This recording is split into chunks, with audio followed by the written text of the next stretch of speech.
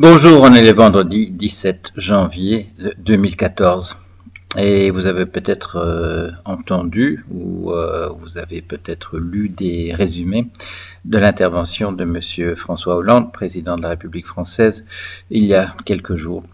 Nous avons consacré, pas moi, mais il y a eu pas mal de petits billets qui ont été consacrés à cet événement sur le blog.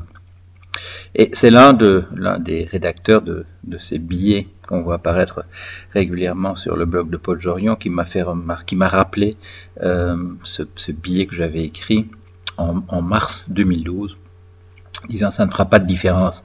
Ça ne fera pas de différence. J'expliquais que quel que soit, on était en fait, à ce moment-là, on était 7 semaines après le fameux discours du Bourget, où M. François Hollande avait dit que la finance était son ennemi, et on était à peu près 7 semaines avant le premier tour des élections présidentielles.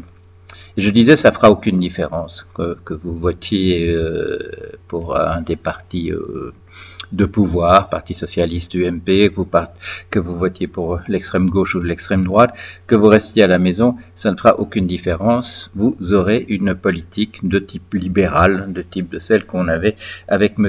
Sarkozy et qui est généralisée, je dirais, aussi bien aux États-Unis que dans les pays européens récemment.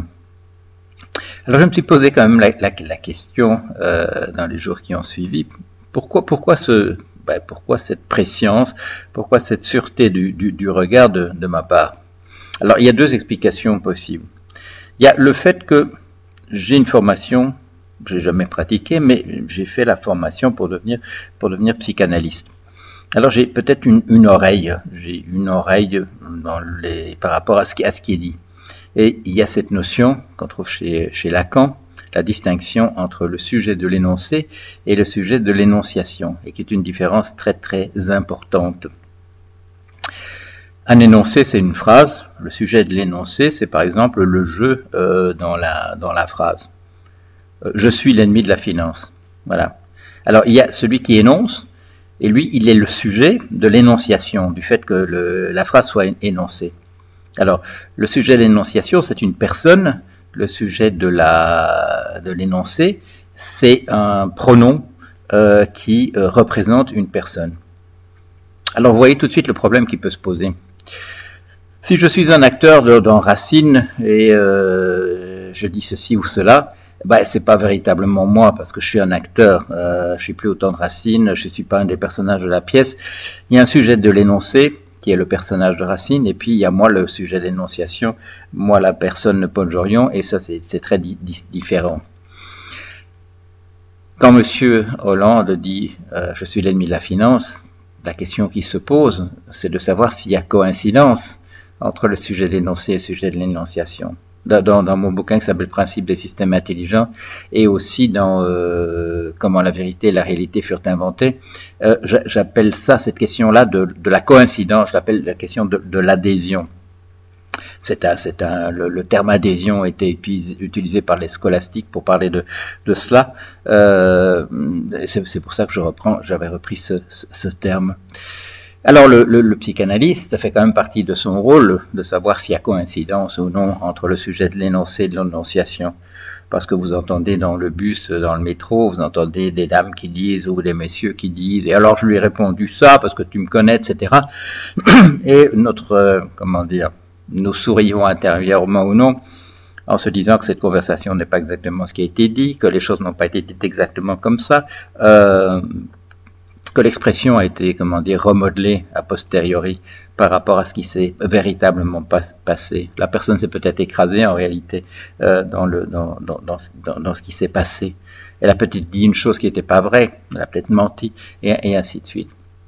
Alors il y a cette chose-là. Il y a la possibilité, quand on entend un homme politique ou une femme politique qui dit « moi, je, ceci, cela », il y a la possibilité d'entendre la déconnexion entre les deux, entre le sujet de la phrase et le sujet humain qui est en train de la prononcer. Alors, il y a peut-être un peu de ça. Il y a aussi beaucoup, en tout cas, des effets de structure. Le fait que, si je peux dire ça, sans même connaître la personne de M. Hollande, sans même avoir écouté le discours du Bourget, je peux savoir que nos pays sont dans un système de politiques, tels que les élus du peuple, président y compris, ont un certain pouvoir de faire certaines choses, à moins qu'ils ne vraiment frappent du poing sur la table. Et alors le jugement, c'est de savoir est-ce qu'on a affaire à une personne qui frappera du poing sur la table, et on peut, là je dirais, c'est assez facile de se faire une opinion a priori. Il est étonnant que la masse des électeurs, elle, n'arrive pas à faire cette évaluation, ou bien peut-être elle l'a fait, et elle se dit, bon, voilà, on vote pas tellement pour un candidat, on vote contre les autres qu'on ne veut pas voir venir.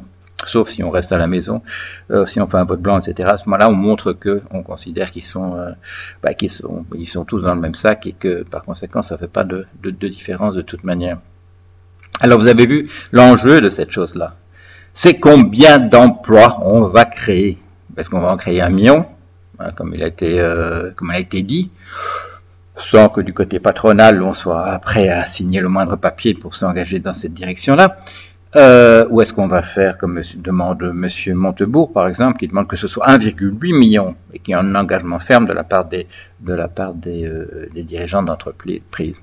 Alors, il y a une question que je pose depuis un certain temps. C'est est-ce que c'est aux dirigeants d'entreprise de créer des emplois? Ou bien est-ce qu'ils n'ont pas autre chose à faire? Bon, je ne dis pas qu'ils sont là pour faire uniquement du profit. Là, il faudrait reparler de cette question-là. Est-ce que la finalité d'une entreprise, c'est simplement de garnir les poches de ses dirigeants, oui ou non, et de ses actionnaires, et ainsi de suite. Mais la question qui se pose, c'est est-ce que ce sont les entreprises qui peuvent créer des emplois? Est-ce que la question des emplois se pose toujours dans ces termes-là? Et vous avez vu, on commence à me poser sérieusement cette question parce que, je sais pas, c'était il y a 2 ans ou un truc comme ça, à l'émission de Frédéric Tadilly, ce soir ou jamais, j'avais fait on m'avait invité sur la question du chômage. Le chômage avait atteint 2 millions de personnes et j'avais dit la question ne se pose plus comme ça. On ne peut plus poser la question simplement en chiffres du chômage, en chiffres d'entreprises qui, le couteau sur la gorge, doivent créer des emplois, alors que nous sommes remplacés par des machines. Si le travail manuel qu'on faisait, on est remplacé par des robots. Si le travail qu'on faisait est un travail intellectuel, on est remplacé par des logiciels. Et il y a cette étude faite par 2 chercheurs d'Oxford qui est extrêmement naïve. C'est une étude récente, mais ces gens sont encore à croire que plus une tâche nous paraît compliquée à nous, plus il est difficile de nous remplacer par une machine. C'est de la naïveté. J'ai fait partie de la première génération de gens autour de 1990 qui ont commencé à faire des logiciels sur des prises de décision en matière de finance. Ce sont des choses extrêmement compliquées. On a mis l'argent tout de suite pour faire des logiciels de ce type-là, alors que c'était des choses que les gens faisaient en se disant que c'était très compliqué ce qu'ils étaient en train de faire. Il y avait beaucoup d'argent à faire, donc on a fait des logiciels, on a demandé à des gens qui faisaient ce type d'opération de faire les logiciels qui correspondaient, et on a fait des logiciels tout de suite sur des choses très très compliquées. On a remplacé les traders intuitifs par des robots qui font ça beaucoup plus vite, mais aussi beaucoup mieux. Pourquoi? Parce qu'ils peuvent explorer l'espace, parce qu'il y a moins d'effets de ratage. Soyons honnêtes, dans un robot, il y a beaucoup moins d'effets de ratage que dans une personne humaine. C'est quoi ce ratage? C'est des hormones, c'est des enzymes ici ou là dans le corps qui font que nous on fait ça de manière assez approximative en utilisant des heuristiques, comme on dit, des stratégies qui sont parallèles et ainsi de suite. Dans l'ensemble, nous sommes contents du résultat. Pourquoi? C'est parce que nous ne sommes pas très exigeants vis-à-vis de nous-mêmes. Quand les machines le font, elles le font beaucoup mieux. Vous avez vu cette interview du Figaro qui m'a demandé à quel moment la machine a commencé à faire beaucoup mieux que nous. C'est difficile de dire très exactement, je l'ai dit autour de l'an 2000. Maintenant c'est fait.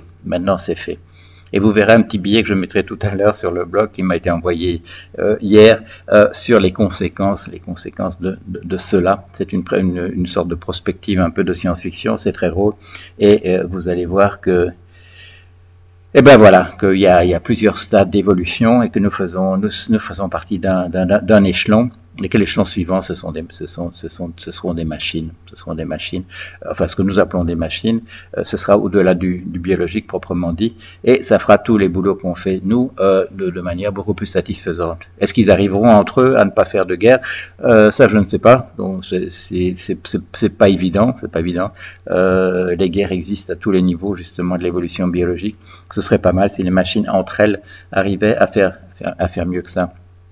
Mais comme je veux le dire, si on nous fait manger des couleuvres avec des plans de compétitivité ou des machins, des pactes, je ne sais quoi, ceci comme ça, en nous disant que ça va nous garantir 1 million d'emplois ou on va essayer d'en faire 1,8 million, etc., le problème malheureusement ne se pose plus comme ça.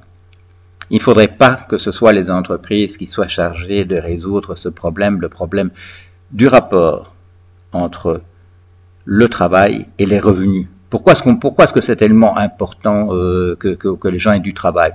Bon, d'une part parce que on est une espèce qui a l'habitude de travailler depuis très longtemps et on serait beaucoup de notre reconnaissance est liée au fait de la manière dont nous faisons notre travail convenablement. Nous avons une satisfaction qui vient de là. Mais c'est surtout parce que la grande masse d'entre nous, pas le 1% qu'on satisfait avec des pactes de ce type-là. On peut se poser la question de savoir pourquoi des présidents de la République veulent vraiment s'aligner à tout craint sur ces 1%, sur le desiderata de ces 1%. Mais pour les autres personnes, c'est parce que nous obtenons des revenus, nous obtenons nos salaires, nous pouvons manger parce que nous travaillons. Et alors, ce problème de société, de remplacement de l'homme par la machine, de la femme par la machine, nous essayons de le traiter de cette manière-là, en gardant des emplois. Alors, qu'est-ce qui se passe aussi? C'est qu'on a les pays, je dirais, un peu plus soucieux de ne pas mettre tout le monde au chômage, on crée des boulots simplement pour occuper les gens. Alors, c'est monsieur Grabner qui se plaint du fait qu'il y a beaucoup trop de boulots qui sont des boulots pas intéressants. Mais est-ce qu'il vaut mieux, du point de vue d'une société qui n'a pas résolu la question des revenus, qui pourrait le résoudre par la gratuité, des choses comme ça, qui n'a pas résolu cette question, est-ce qu'il vaut mieux donner aux gens des boulots qui ne sont pas des boulots très très gratifiants, mais qui leur permettent de recevoir de l'argent pour le travail qu'ils font, même si c'est pas un travail intéressant, même si c'est un travail qui est là simplement pour les occuper? Est-ce qu'il vaut mieux ça, ou est-ce qu'il vaut mieux les mettre au chômage, les culpabiliser en leur disant, comme aux entreprises, c'est un problème que vous devez résoudre, vous, cette question du rapport entre le travail et les revenus? Bon, vous savez, il y a une alternative. Il y a une alternative, c'est un revenu donné à tout le monde, indépendamment du fait que les gens travaillent ou non. Alors, on a proposé ça récemment en Suisse, on fait un calcul, est-ce que dans le système qui est le nôtre, est-ce qu'on peut faire ça? Non, on n'a pas assez d'argent. Il n'y a pas assez d'argent. Même si on remplace toutes les allocations de chômage, enfin, tout ce qu'on donne déjà pour essayer de résoudre ce problème de l'emploi insuffisant, il n'y a pas assez d'argent. Alors, je dis aux gens qui disent qu'il faut un revenu universel, et on m'envoie, il y a des pétitions au niveau européen, etc. Il suffit pas d'avoir 1 million de personnes qui votent pour, il suffit pas d'avoir un référendum où 85% de la population dit oui, c'est merveilleux, un revenu ou une allocation universelle.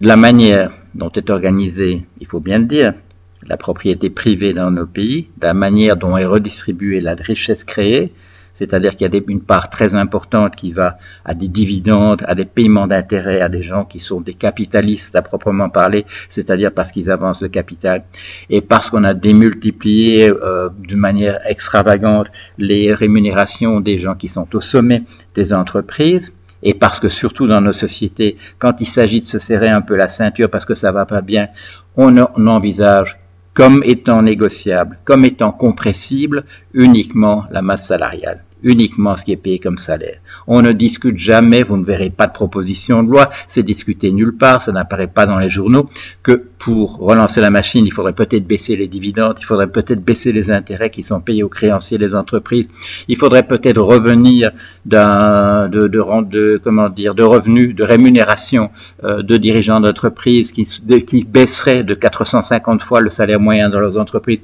pour revenir vers 40 fois le salaire le plus bas dans leurs entreprises. Cela n'est jamais discuté.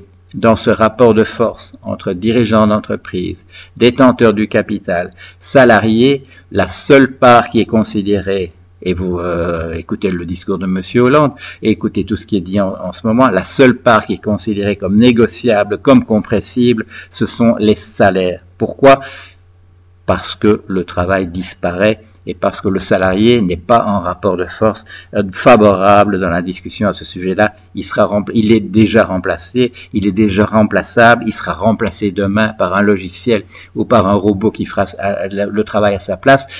Il faut absolument qu'au lieu de faire toutes ces, comment dire, gesticulations qu'on fait, pacte ceci, machin, cela, il faut que l'on pose la question du travail et des revenus associés au travail. Il faut qu'on la pose carte sur table dans le contexte général. L'ennui, et c'est pour ça que bon, ça réchigne, c'est qu'on ne pourra pas le faire sans repenser ce rapport que nous avons introduit il y a très très longtemps. Pardon, et on ne sait pas qui l'a fait. Ce rapport que nous avons aux choses et entre nous et qu'on appelle la propriété privée, on ne pourra pas avancer de ce côté-là par des pactes, des machins, des trucs, voilà, du rafistolage, ça ne pourra pas avancer. Il faut que l'on mette cette question sur la table. Et je suis très content que même un journal comme le Figaro, qui n'est pas un journal que j'achète, vienne maintenant me poser la question, cette question du travail et des revenus, parce que ça veut dire que on commence à se rendre compte que le problème est tellement mal posé que ce n'est pas de la manière dont il est posé maintenant qu'on pourra le résoudre. Voilà ce dont j'avais envie de vous parler aujourd'hui. À bientôt.